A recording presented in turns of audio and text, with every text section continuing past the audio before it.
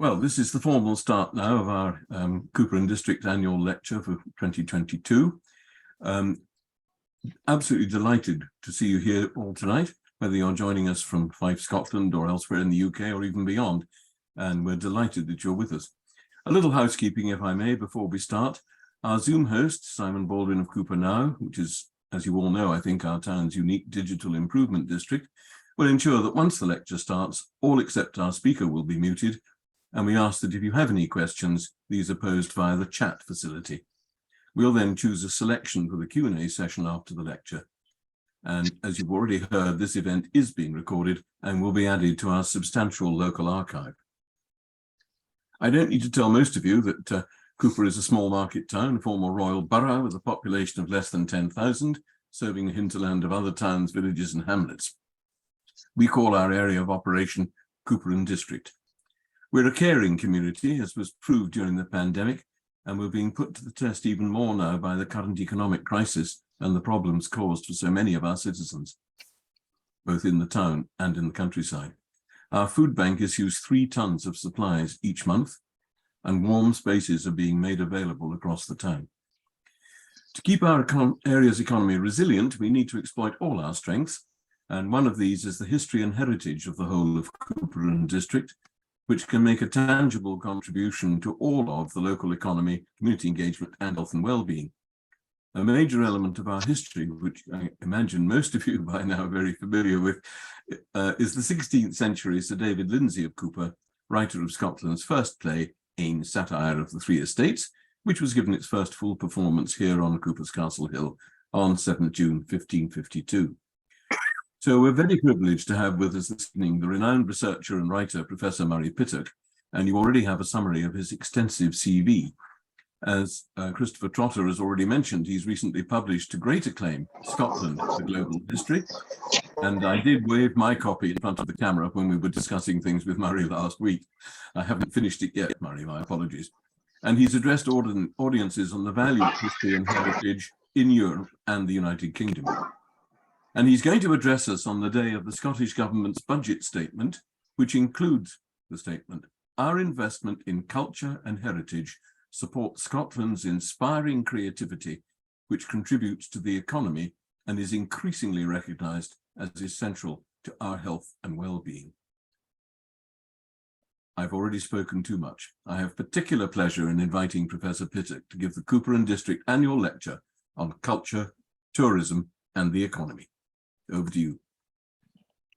Thank you very much, Bill. It's Murray, by the way, for anyone who wants to ask questions. I'm going to talk tonight about an inordinately big subject, but that doesn't mean that there won't be the possibility of details to get bogged down in: culture, tourism, and the economy. And I'm clearly not going to speak directly in large part about Cupar, because you know Cupar and the area much better than I do. And I hope that some of what I say tonight will resonate in terms of the applicability of what you're doing now and in strategies that you intend or may pursue going forward in the years to come. So I think one of the major issues that is coming into better focus, but which we have faced for a long time, is a lack of recognition of the importance of locality and heritage to the economy. And we're very well aware of this if we stop to think about it in cities and towns which are iconic globally, but we often don't think about it or apply it or understand it in other contexts. So I'm going to start with some very obvious icons. About 2 years ago, we're in the Mona Lisa room in the Louvre. When I first went to the Louvre on the left-hand side, the Mona Lisa was sitting just above Annette in Arcadia Ego painting with about 5 people, including myself as a small boy, looking at it at close quarters. Now, 2 years ago, not only was there a Mona Lisa, which has now been there for many years, but from the entrance to the Louvre, directions are to the Mona Lisa everywhere. And the importance of a single iconic place, work of art, resource can never be better illustrated than that in a great museum which has got people queuing for day tickets from 40 minutes and more before it opens on an ordinary weekday, not Tuesdays when it's shut. The directions in the Louvre itself are to the Mona Lisa. On the right-hand side is a scene that's unfamiliar in Scotland, but it's not in Scotland, obviously. This is Ravenna, and this is Dante's tomb. And this is one of the cycle of school trips that visits Dante's tomb on a regular basis in term time. And that is one class, and they go into Dante's tomb on a rotational basis. And what they're doing is they're grounding themselves in the history and iconic culture of their place, of the Romagna. And in doing so, they are doing what, generally speaking, I have to say, doesn't still happen enough in Scottish schools. And that's quite significant, because I'm not here to talk tonight about education. One of the issues about both consumers and sales in terms of national culture is that people have to know about it themselves in order to sell it to visitors. I once spoke in a Scottish town whose name I won't quote tonight, but was a long way from Cupar. And I was asked the question in the session at the end, why do you want people to visit us for our heritage? Why can't they visit us for ourselves? Well, that's a really nice idea, but unfortunately, yourself is not, generally speaking, a selling point, except to relatives and friends. So I chose Ravenna there. Not that I expected that Drummond would be here, but just to say, Drummond, as you probably know, they're opening, it may already be open now, a Byron Museum in Ravenna, which will be one more Byron Museum than they have here. So I'm going to now go straight into the scale of the numbers when you get this right. So the most successful country for cultural tourism in Europe is Austria. And the value of tourism to Austria in a whole in 2019 was 38 billion euro, with 30 billion euro of additional economic impact. The multiplier to get the economic impact is including wages and supply chain effects, indirect and induced effects, is actually slightly higher than Scotland's. But the scale, never mind the multiplier, the scale of the basic number is almost 15% of Austria's whole economy. The impact value of Austrian tourism as a proportion of Austrian economic activity is in the region of 10 times Scotland's, in a country with a population only 60% higher. And a key part of that is the economic impact of cultural tourism. 68% of Viennese tourists are cultural tourists, creating 10% of the city's gross value added. And that is the highest proportion of cultural tourists in Europe where the data exists. Cultural tourists are very important because they spend around about 135%, some figures suggest 140% of the average tourism spend. So the point about a cultural tourist is the higher proportion of cultural tourists in the mix, the more you will spend, because cultural tourists are sticky tourists.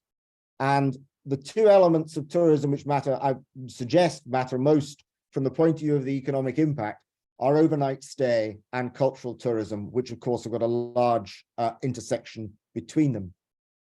And one of the differences between some of the kind of discussions we've had in Scotland, particularly in Edinburgh, but to a lesser extent in Skye and elsewhere in the last few years, and of course we're talking really pre-pandemic because the visitor numbers are not back to where they were, is over the sheer pressure of tourist numbers in the hotspots, the iconic spots, if you like. Now, in 2018, Salzburg reached this situation in Austria. Salzburg, if you've been to it, is about the size of Dundee. And it had 29.3 million tourists in 2018, of whom well over 60% were cultural tourists. That was almost 200 times the city's population.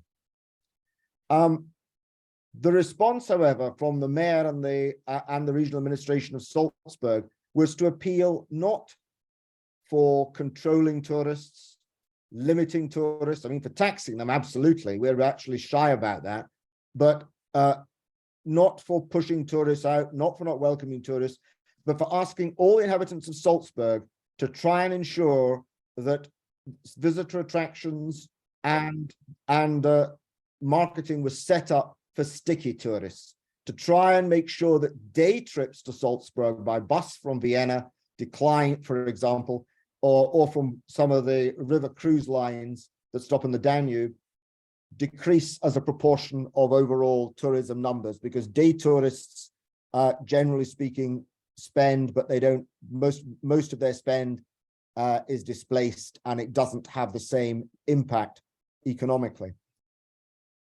Here are just two, these are both Viennese examples.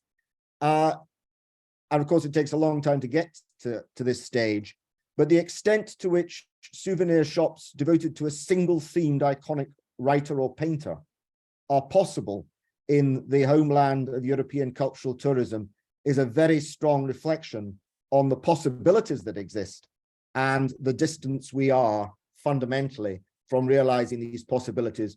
Both of these shops are in the first district of Vienna. They're in a major shop, they're in one of the major shopping streets, as of course is this Steffel, which is the designer department store not far away from the Klimt and Mozart stores. Steffel is entirely a designer department store on 5 stories, carrying mid to high-end designer goods up to Gucci, Versace, that kind of level. And it's just opened an immersive Mozart experience in the basement, Mythos Mozart, which is very successful at drawing in visitors directly and drawing shoppers to visit and drawing visitors to shop.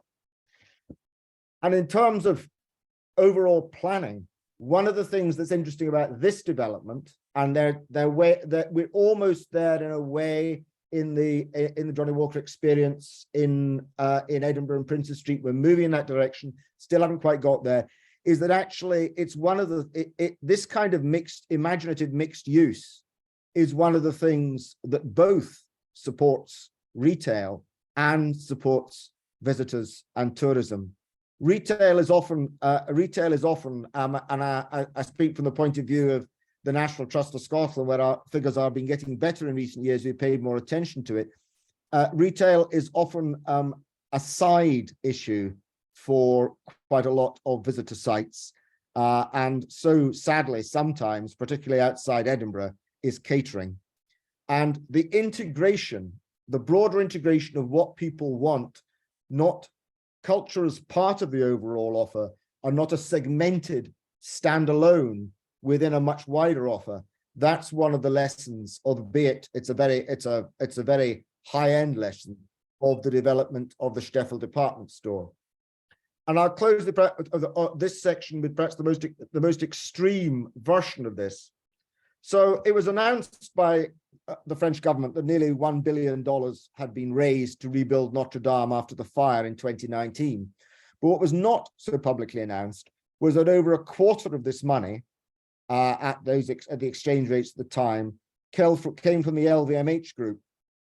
The LVMH group shops, Dior, Bulgari, Fendi, Givenchy, Hublot, Louis Vuitton, Tag Heuer, and Veuve Clicquot among the brands, are of course very prominent throughout European capitals. And one of the interesting things there is that if you look at the concentration of major iconic visitor spots, must-dos, bucket lists in major European capitals, you will find LVMH's shops located in the same districts within walking distance, and of course other shops from other major global brands and conglomerates containing those brands. So that huge amount of money, which was a reputational alliance between LVMH and Notre Dame, but he was also a restoration project for the district in which shopping of this kind is traditionally located. And LVMH doesn't have to be. I haven't got its current share price, but as of May, when European equity markets are already in significant recession, LVMH had put on 456% in value, in stock value, in the previous 6 or 7 years. So it's luxury brands are extremely profitable, and they're strongly associated with iconic visitor attractions. And Steffel in Vienna has just gone to the next stage by incorporating the iconic visitor attraction in the luxury brand. So these epicenters of cultural tourism are also epicenters of regional tourism, and understanding that degree of connectivity is an important part of understanding how successful cultural tourism venues get to the stage they get to. Now, of course, although we've yet to see how things will shake out in the post-2021 rather than the pre-2020 era, we are operating still in a context where global museum visits have doubled since the 1990s, and even places like Iceland had all-time highs a few years ago. There are now a record number of museums worldwide. There are huge embedded cultural festivals, large scale productions of cultural tourism. There's also some research, and I think research based around, for example, because I'm talking a little bit about festivals later, anniversary years, has shown that if you use the anniversary year to motivate an ongoing program of iconic visitor attractions and activities, it's much more effective than if it's a standalone. Of course, that stands to reason, but one of the things about standalone literary, cultural, other festivals is that people are kind of really happy to have done them. They're exciting, they're immediate, they seem very successful at the time, and people say, wow, that's great. Actually, when you say, wow, that's great, that's the point at which you lose a very large part of the margin that was implicit in some of the work you did. So if we're to look at this, I'm drawing here on Moffat Centre's, the Moffat Centre's destination development work. What are the things you actually need to develop a destination along these lines, taking it that you haven't got the Mona Lisa or the house where Mozart was born in Salzburg or whatever it is? Well, you do need to identify icons, even if they're icons which you partly constructed through your own marketing, and not to over-egg the pudding. You do need a strong mix between business and leisure. And as I suggested, the points at which that actually translates over into retail and the combining of the two have been actually very successful when they've been thought through. And that's part of selling creatively, which goes with appropriate retail offer, food, provenance, stories around food, trails around food, all that kind of thing. The quality of the experience, the alliance of the experience with easy and accessible activities, particularly for more diverse demographics, and the awareness and comms. And I thought Cupar's own promotional campaign on STV, which you've got about 1/3 viewers for that 30-second advert, was really, really strong and extremely good at bringing home to people the diversity of what was on offer at Cupar, the quality of experience, and the range of people who would be happy visiting. One of the things which the Moffat Centre, again, and I think they're quite right there, cautions are that, once again, around events and festivals be a transitory and primarily for morale rather than the economy, and less grounded in overnight stay and prolonging overnight stays in other contexts, non-festival contexts, in years to come, unless they're built on. and they're built in a way that increases overnight stays. They won't altogether work. Obviously, Edinburgh Festival works, but the Edinburgh Festival's has had overnight stays, too many of them, some people think, built into it since the beginning, and is now an institution. And also, to some extent, remote festivals work, because although it doesn't actually deliver the same level of gross value added as the Royal Highland Show, in terms of the average spend, it's interesting to see that Wigton Book Festival is only £4 a head behind the Royal Highland Show in average visitor spend, which is not what you might expect. So that actually, if you're sufficiently out of the swing of the sea, if you like, and therefore an overnight stay is a necessity, you will have a positive economic impact. And to continue with that, the Moffat Centre's list on destination development, creative arts, very important, an alliance between built and natural heritage. I think there's a much greater awareness now, for obvious reasons, ESG and so forth, in architecture, that there's a link between built heritage and sustainability, and between built and natural heritage. But again, quite a lot of understandings of heritage are not built around that kind of interpretation at this stage. They can be quite curatorial, and they can have a divide between built and natural heritage, which could be better served by developing a connection. The aggregate arts and cultural heritage GVA value to the UK as a whole is 13 billion, and it could easily be higher. And I'll come to the reasons why it could easily be higher shortly. But there's some very successful practices in Scotland. One of them is that of cities and connectivity. And once again, the North Coast 500, though it of course does encourage people to drive, has been very successful because it is sticky. It promotes sticky tourism rather than day trips, because day trips create the maximum amount of friction for the least amount of additional income. And one of the, having a trail which really catches on like that is what we might call a dwell time driver. And one of the things that supports the longer dwell times are an infrastructure which makes it easy to deal with things like reservations and car hire, and has got a social media feed which is not complicated or over-serviced, but is easily accessible and drives these basic information out to people on a regular basis. And I was going to commend, the Nourish Plus approach in terms of the increasing importance and recognition of quality, storage, food and beverage, retail and visitor experience. And again, the links, the connectivity between these.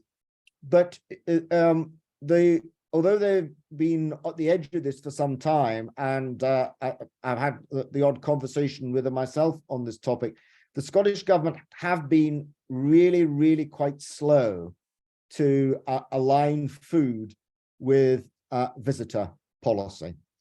And the food bill, the produce bill of the last 12 months is a very good bill, but it doesn't actually see the opportunities. Organic and sustainability are not just things which are good in themselves. They tell a story about Scotland, which people visiting Scotland want to hear, but even better than want to hear, they half expect before they get here. And that is a very important dimension of the way that we can move forward. This is just the North Coast 500. As you'll see, technically speaking, anybody who is sufficiently fond of the area north of the Great Glen could spend a very great deal of time there, and it certainly has had a significant impact on GVA from tourism in that area, which is, of course, generally speaking, relatively lightly populated. And it is, and Christopher will recognize this because I've had one of your recipes which included this kind of thing from the book I bought, at the Wigton Book Festival. But one of the things that people like to see are things that don't come from far away and which are characteristic of the country and which have got a narrative, not too heavy duty a narrative. Think modern curatorial practice in museums here, not old lengthy tabs, but a narrative that actually means they can take something back as a memory, a photograph, because they'll take plenty of photographs of their food. So many people do nowadays. And it will be distinctive, and it will be at home here as it's at home nowhere else. And there are other stories, as well as national food, productivity, recipe stories you can tell about that. And again, I'll come to those in a minute. Well, most of the, I mean, just to say, most of the policy context, and I've talked about the Moffat destination development, is very well captured in the ONS's measuring tourism locally and in Icarus's local economic impacts, which came out 4 years later.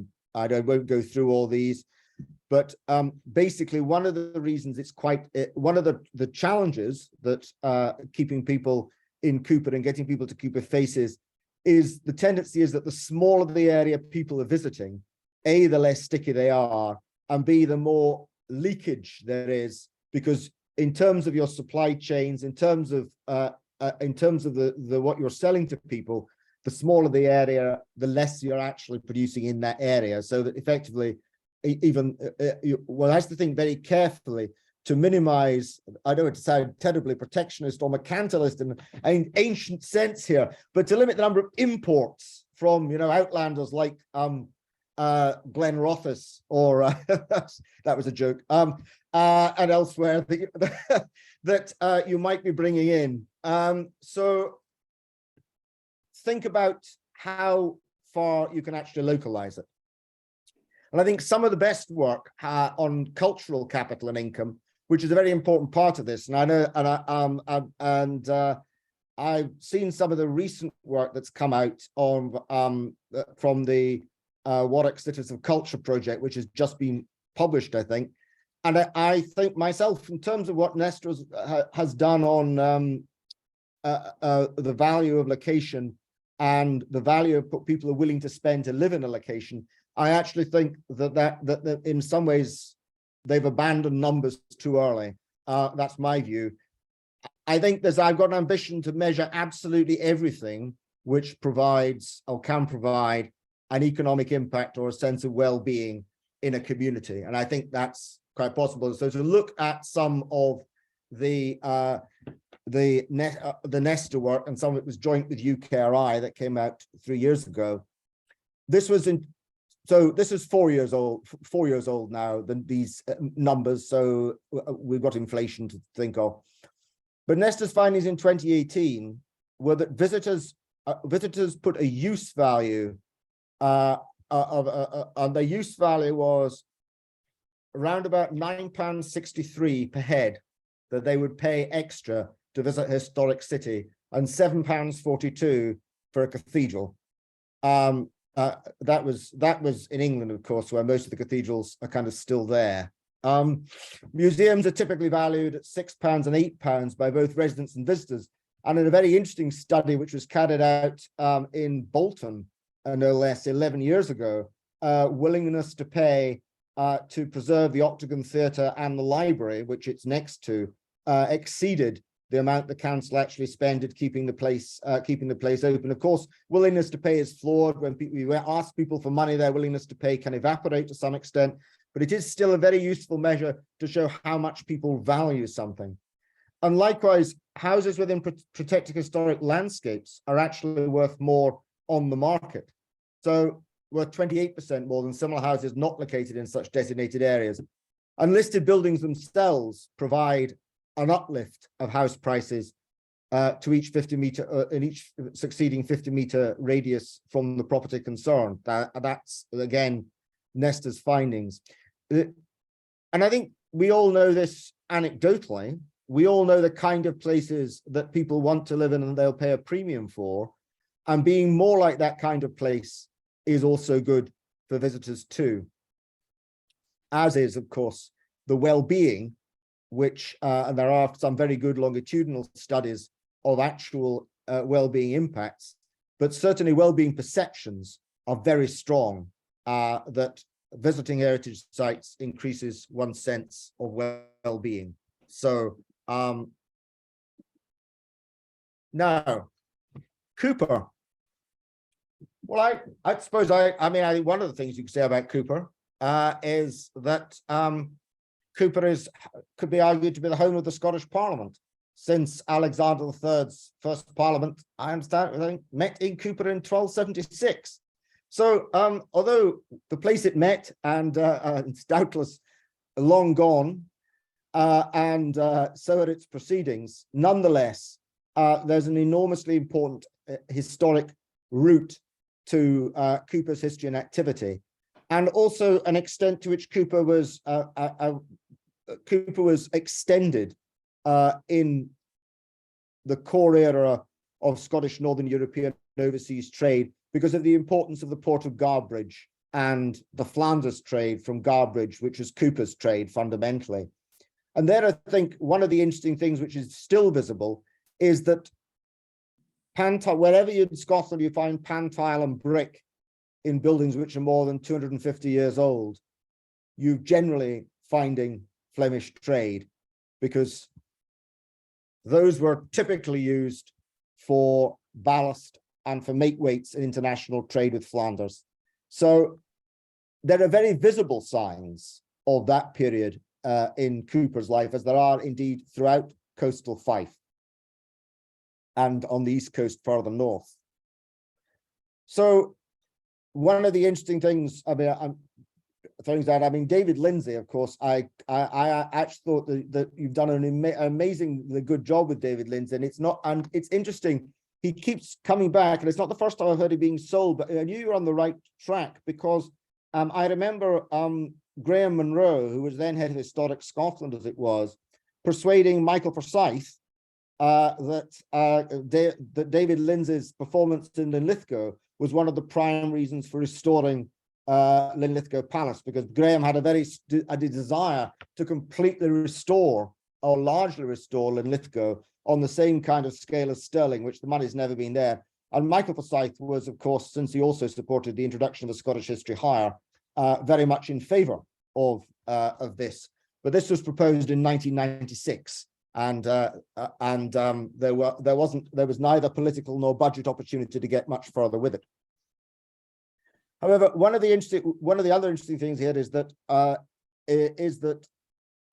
Charles II's trade policies, and of course Cupar's Market Cross is, I think, 1683, actually extended a significant amount of trade fairs and borough creation into Scottish towns between 1660 and 1685. There was a very strong concentration, again easily lost, by both Charles II and James VII on Scottish trade, an interesting dimension reflected in the period of Cupar's Market Cross. I think also one of the types with Flanders, I think it's worth pointing out, is the original embedding of the Bruce design of 1692, and Bruce was an architect very strongly influenced by Flanders, and indeed the Low Countries in general, at Hill of Tarbet. And also, in terms of, I know you've got a blue plaque scheme, and I personally have always asked Historic Environment Scotland to move away from their please don't let anyone see me plaques, which were modelled on the Coburn Associations in Edinburgh. No one really wants to know that Chopin composed anything in this house. This is my Newtown house, and it really would be dreadful to have anything bright on the outside. So we just have a little bronze thing saying Chopin lived here, which no one can read unless they're standing in my front garden, which won't please me. So I'm not. So I think I commend your colourful plaques and your strong support for that. I think one of the things is that the Historic Environment Scotland public commemoration scheme, which does provide for 24 plaques each year, will be very keen to hear about your notable female figures, since they go for it's a gender balanced package each year of 12 and 12. Either Henrietta Lady Gilmore through the St Andrews Photograph Collection, or Jane Gregg, the Chief Medical Officer in Victoria, of course, more recently the Paralympian Caroline Baird, are all possibilities that you might want to look at commemorating. And I don't know the extent to which, I'm sure you've already got this all taped through your trails and directions and urge to acquire sticky tourism in Cupar, you bring in the Deer Centre, the Kearney Fruit Farm and Maze, the Folk Museum at Ceres, and the Fisheries at Anster, as well as the produce and stories, which of course I think ranges from Quaker Oats to Lindor's Abbey Distillery. Now that Lindor's, that's I really like that. You know, I think that's a very good malt, even though it's just re-emerged, even though it was 1494 on the label. I was initially worried when I saw that. I thought I would never be able to afford it. Of course, that's the alleged foundation. So I think that, and obviously they do have a visitor cycle, and I don't know how far you're connected with that, but again, probably already dealt with it, but it struck me as certainly an area of possibility. So I'm just going to finish saying a little bit about the approach and the legacy that, in terms of my qualifications for this, I took in the Barnes and the Scottish Economy report, which was is still we're having an event to commemorate the 3rd anniversary of it in January 2023. It's still a source of significant amount of policy development in Scotland. And one of the things it did was to estimate the overall impact of Burns tourism, in fact, calculate the overall impact of Burns tourism at 154 million. Tourism in Ayrshire and Arran exceeding that in Dumfries and Galloway by a six-fold margin at 2019 prices. But one of the reasons they exceeded by a six-fold margin, this is about the data that you've got access to, and Dumfries and Galloway commissioned a report to change this on the back of the Barnes study, is that Dumfries and Galloway had no understanding of why people visited Dumfries and Galloway. They've been promoting tourism for a very long time, but actually they had no data as to why people visit. So they just didn't know if anybody came for Barnes or not. And that's something which is now being changed and corrected. But it's very interesting that quite often, if you look across Scotland and local authorities, I'm sure things are different in Fife, but there's often a gap, a real data gap around knowing who your visitors are, and therefore knowing who your markets are, and knowing who you need to sell to. Of course, we weren't able to calculate the overall impact of, I'm not going to go through all of this,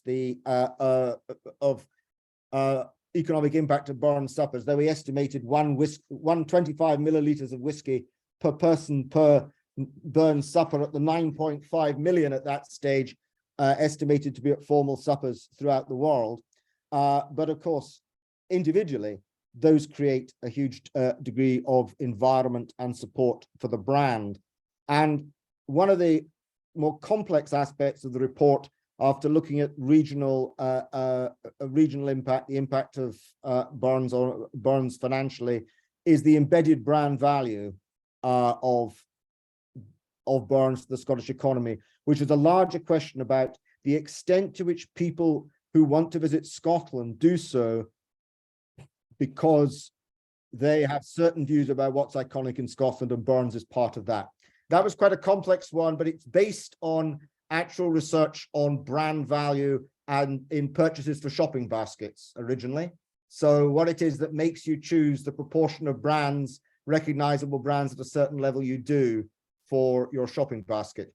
And so there's a calculation in the back which gives embedded brand value of Barnes, noting at that stage it was only rising at 0.7% per annum, which emphasizes the importance of investing, not just spending. Investing is a code name for spending, isn't it? But as we now know after the budget, both of them. But investing in the sense of actually seeing a return in the longer term for the offer that you have for visitors. So we tried to get hold of the Mozart, which was calculated, the Mozart's economic impact calculated at 5 billion as at 2005, but we didn't manage to do that. The Austrian government don't want to share.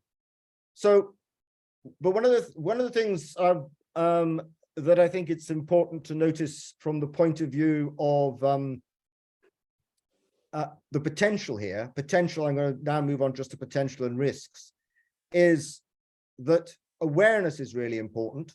So Scottish tourist guides are very strongly aware of identifying burns awareness in tourists, but if they hadn't been aware of burns themselves, they never have identified it. And that takes us back to visiting Dante's grave in Ravenna, if you see the connection.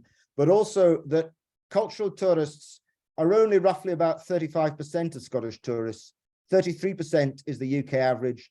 The global average is 35 to 40, growing 3 years ago at 15% per annum. Despite the fact people think that people visit the UK for culture, actually, compared to the standouts like France or Austria, they don't. Nowhere near the same numbers, and not even the global average. And that in itself is a really substantial impact on the overall economic benefit that comes out of that. So this is David Thompson's restoration of the Globe Inn in Dumfries as a destination culinary event dining area, the Barnes House. You can see that it's been done up to the nines, and it is pretty expensive, and it's also very highly rated. So the integration that, since Thompson took over the Globe, the integration between Burns's pub, which it was, Burns's property and bed, which are in it, and an absolutely standout local produce directed catering experience have all been aligned as never before. But there are always false friends and elephant traps in this. I mentioned festivals and display spend, and I mentioned that you have to continue to reinforce any one-off festival going forward if you want it to be effective. You also have to guard against, naturally, rapid consumption. One of the things that's have been so damaging to Venice is that the average stay is 48 hours, and actually it's quite a small area to have 48-hour stays. The bucket list phenomenon, where people want to tick you off, and the creation from bucket lists of sterile ghettos and footfall degradation, and the rent-seeking issue. And I happen to be more sympathetic towards Edinburgh's Airbnb than some of the local authority and inhabitants of Edinburgh, particularly the members of the really terrible orchestra, from anecdotal evidence. But nonetheless, excessive rent-seeking does lower the extent to which people are prepared to welcome tourists, and a tourist tax is a very important facilitator of consent to tourism. So the NTS, we've just been in the process of moving from heritage to experiences in the last few years, and obviously there are many budget constraints, but overwhelming the research is that experiences are what bring people to iconic heritage. There are things like the Mona Lisa that they will just people will want to tick off even if they can't see it properly, but from the throng in front of them. But mostly people want an experience which sustains and reinforces the heritage, which is one of the places where food and drink comes in.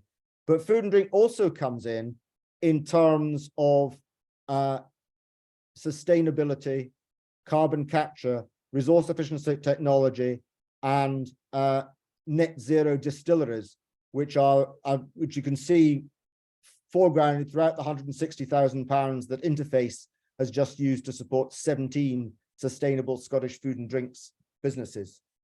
So we've got a huge produce advantage in Scotland. Whiskey, craft gin, 70% of the UK market at the last data I looked at. Bakery, confectionery, dairy, seafood, meat, fruit, and veg. We don't make enough of sustainability and short supply chains there. We don't make enough of the carbon footprint, because one of the things that's really missing in carbon footprinting is food.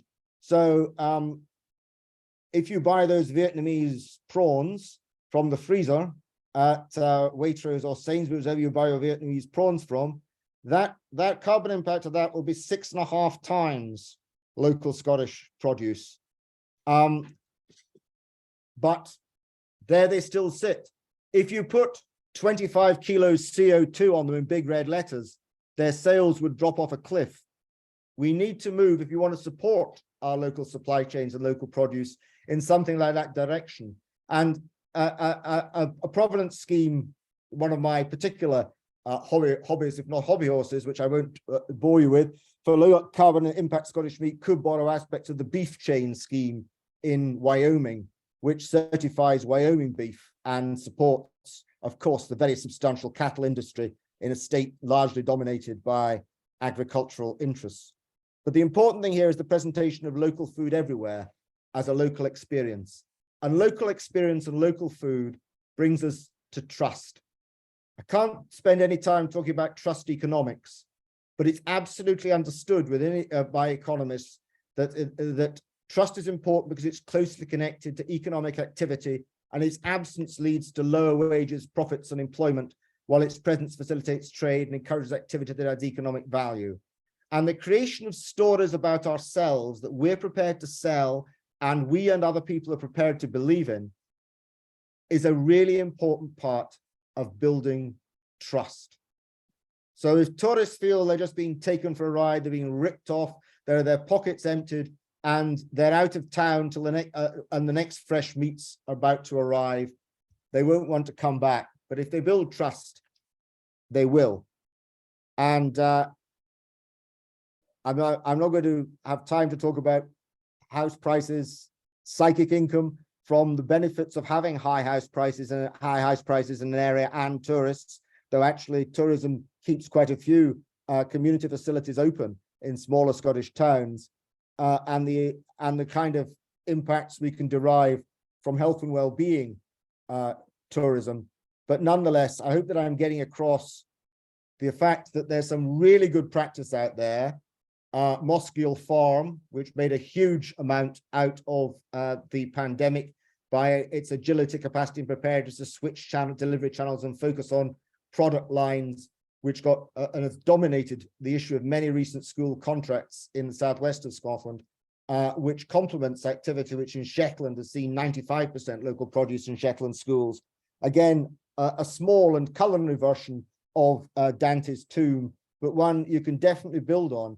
People want to know why they belong, and they have to know why they belong in order to be able to let other people know why it's important to visit. And that's really what I want to get across this evening. Thank you.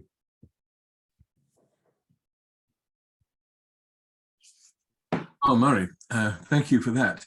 A tour de force, and I've been seeing, and also, of course, a tour d'horizon, since we've been fairly international tonight. I've seen various questions coming up in the chat, and I know one or two people sent some in advance because they were very interested in this topic. Ewan, you wanted to pose a question about possibly linking with some larger scale town.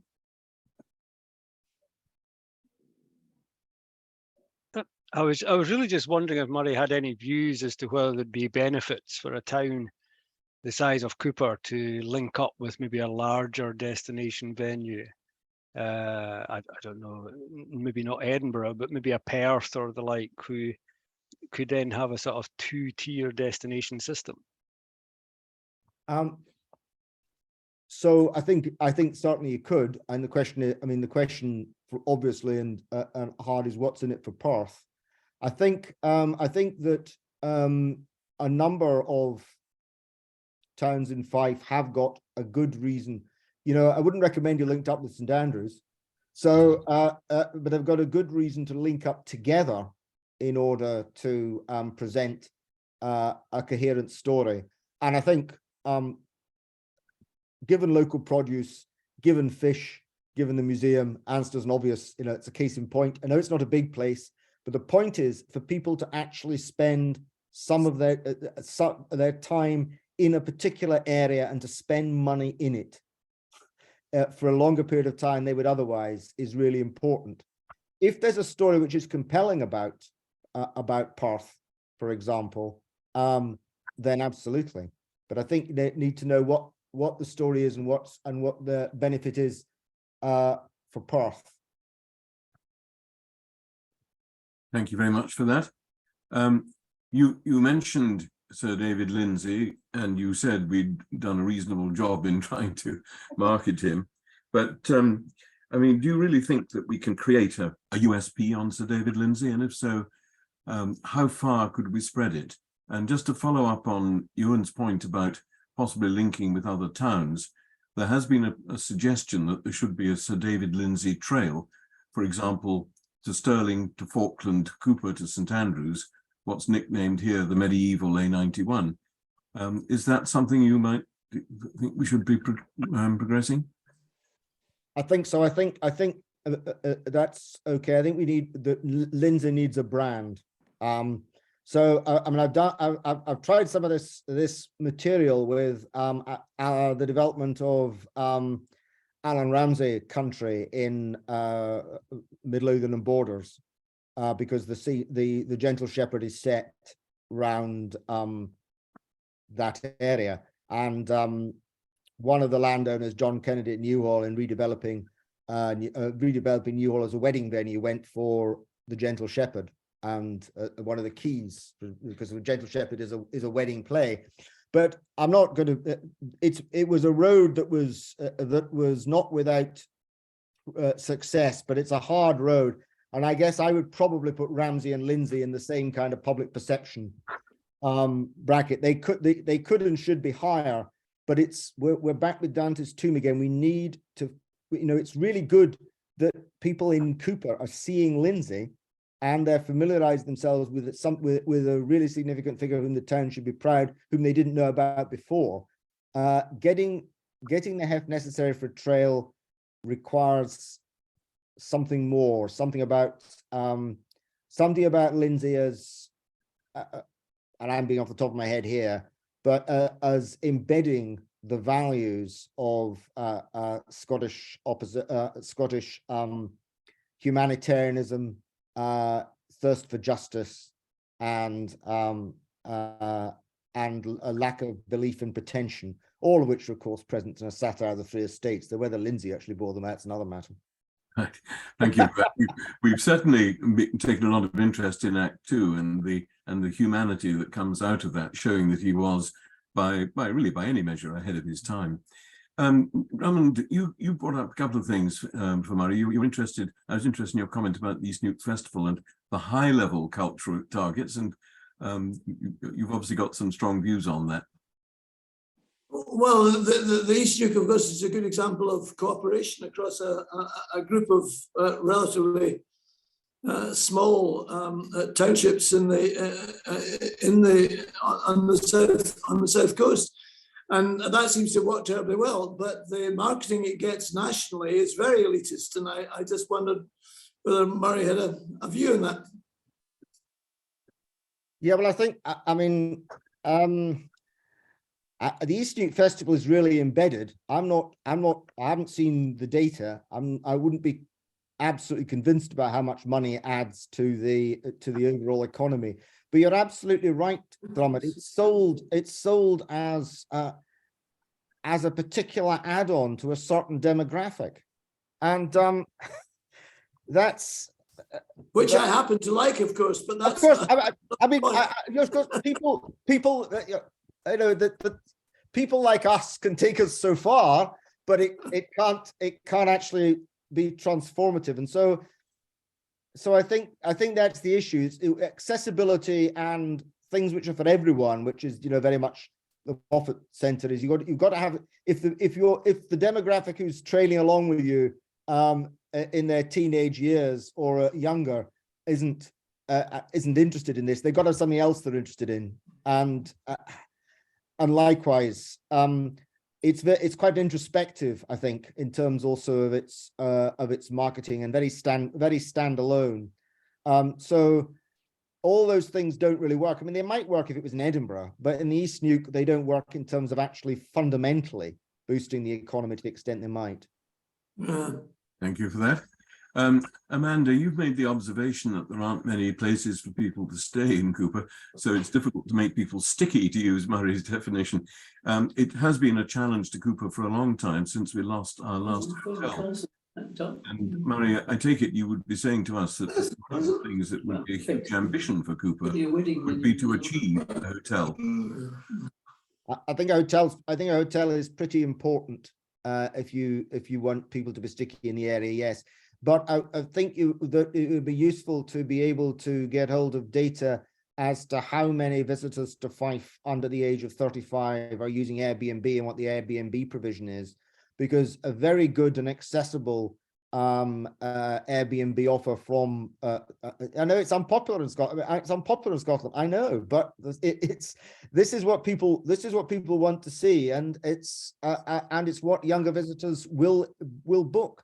Younger visitors are not necessarily, if they're under their own steam, almost not at all anecdotally booking hotels, and you need to have the data, because the platform to support local Airbnb would, I don't mean a fully developed standalone platform, but I mean something to push it, something to make it easily accessible, something to publicize it, all very helpful. It all helps make things sticky. It's not just hotels. Thank you very much for that.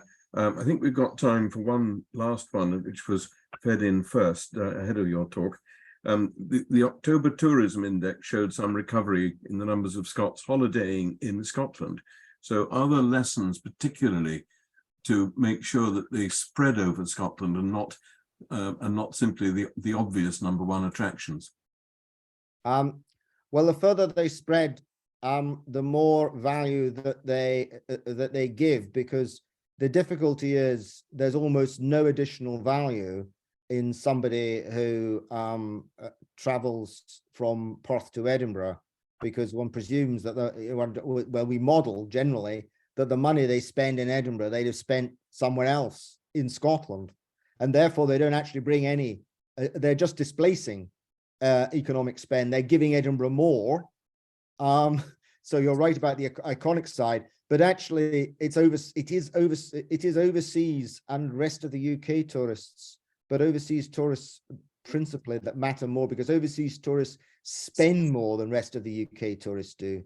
Particularly from one or two of the high spending countries, and having large numbers of those makes such a difference. And they also are very well informed. The work that was done at Historic Scotland, for example, about the first homecoming in 2009, showed the national group was best informed about homecoming and had deliberately come to Scotland because of homecoming, were not the Scots or anybody else. They were the Germans. The Germans, more Germans were familiar with homecoming than anybody from anywhere else, including North America. So, and Germans also spend more historically. So it's getting those balances right is really important. And Scots going on holiday in Scotland sounds really nice. We're feeding, our own bairns for our own sea moors and all the rest of it. But actually it doesn't do much for us, because it just recirculates the money that's going to be spent here anyway, mostly. Murray, thank you for that very clear answer to that question and your answers to the other questions. I fear we've run out of time, and I'm going to invite Ewan MacLeod to give our vote of thanks, please. Hi, Murray. Thank you very much for that. Very informative, very thought-provoking, and extremely interesting lecture. Just to expand on the little bit that you mentioned at the end there, I would say that TripAdvisor apparently has Fife as a third highest search for destination in Scotland. Excellent. With 5 million searches. So, and Instagram has it at #5 in the regional destination. So it's good news for us. We have the culture, we have the tourism, and what we have to do is build on that to build the economy, just exactly as you said.